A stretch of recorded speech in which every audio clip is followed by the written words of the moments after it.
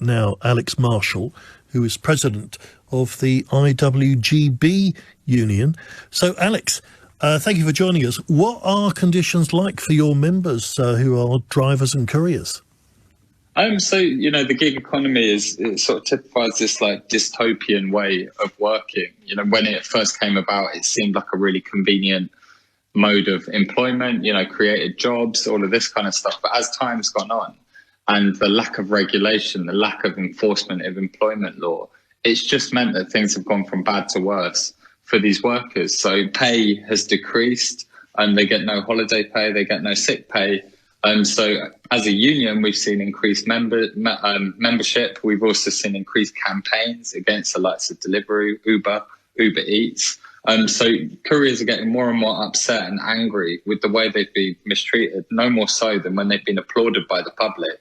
And they've just seen pay and conditions get worse and worse. But there is a positive side to this, as we're seeing kind of new competition enter the market, the likes of Get Here, who Londoners would have seen purple and yellow couriers sort of zipping around, who are actually entering the market on full employment contracts, which is definitely a result of the hard work we've been doing as a trade union. That people are entering the market and just not even bothering to try and adopt this exploitative business model of bogus employment classification. They're actually saying, you know what, we're going to offer these guys the contracts they deserve as full employees with all the rights that come with that. So, there's good and bad there. We're making positive moves, but the likes of Deliveroo, Uber, Amazon are still kind of getting away of exploiting loopholes. What's the legal position then? Because this has been going through the courts in terms of the employment law, and I thought that it was really coming down on your side of the argument. Yeah, it definitely is. I mean, what we saw with the Uber ruling was that, they appealed and appealed and appealed. They got all the way to the top and had the same resounding answer that, these drivers are LBC workers and therefore they should be afforded the rights of holiday pay, pension and protection from minimum wage. And, we're starting to see the ripple effect of that. Addison Lee were told that they weren't allowed to continue to appeal. And we're also hearing the likes of Stuart, who are another courier company, who are trying to appeal their way. We're expecting a similar fate.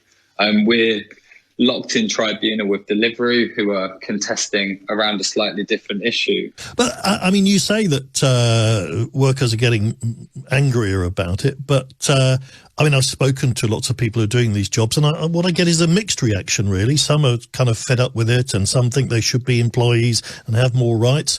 Others say, actually, no, it's fine. It works for me. I want to be part-time. I can pick and choose, and they seem quite happy.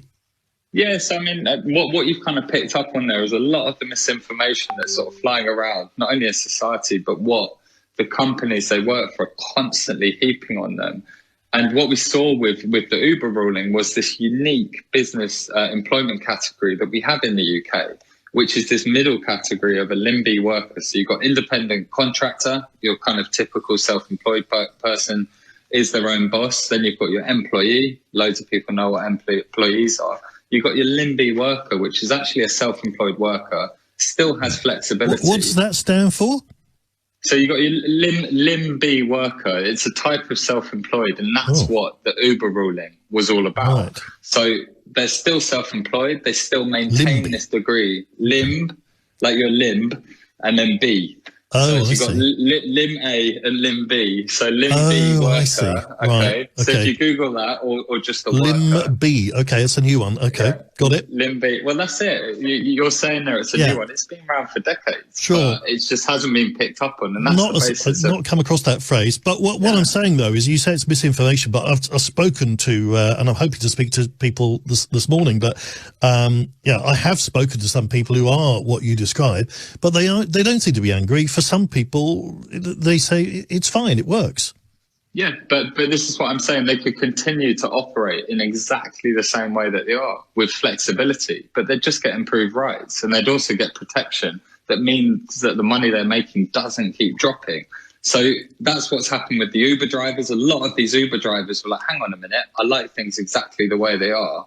Don't change anything. The only thing that's changed is now they're getting holiday pay, now they're getting a pension, and they're continuing to operate flexibly. And that's what we're arguing should be the case for every single company operating in the gig economy. And what about, without talking about specific companies, can you tell me about what you think is going on with it in terms of the conditions and the pressure on drivers?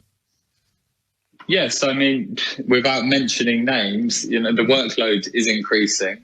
The amount of money that they're making is decreasing. The cost of living is increasing. So you can imagine this is really bad for them. Things. Do you think they're dangerously driving as a result?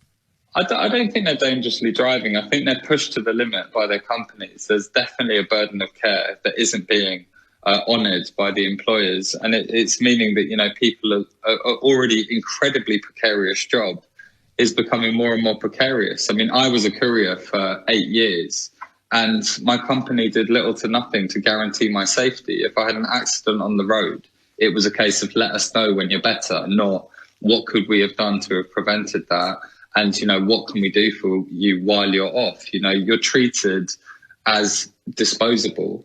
They'll push you to the limit to get as much out of you as they can.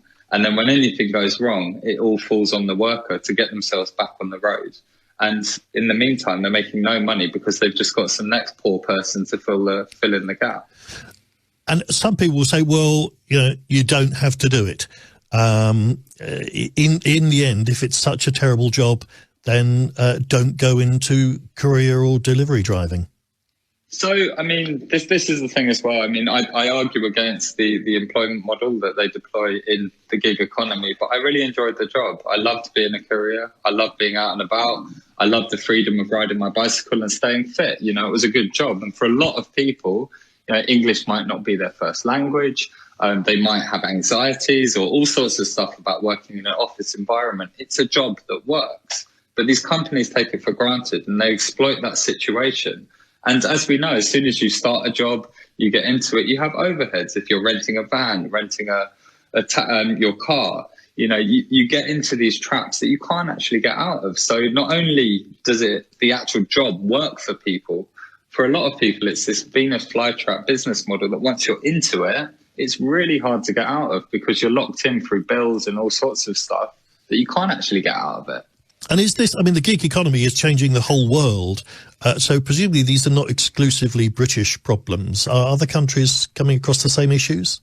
Oh, definitely. I mean, there's in Spain, Italy, Australia, we're hearing of tribunals of, all sorts of trade unions and workers being locked in, legal pursuits, industrial pursuits, all sorts of stuff against these companies. But what we're also seeing in the UK is, you think of the gig economy here, you think of couriers and you think of private hire drivers, but we're seeing it seep into different industries. We're hearing of nannies who are working on apps. We're hearing of yoga teachers who are, hired and fired on apps. That, this exploitative model of, employing people, it's creeping into all these different industries. And before you know it, everyone's going to be hired and fired just at the click of a button. And that's why it's so important to get organised, to join the trade union and really push back against something that just really isn't working and is deteriorating people's quality of life.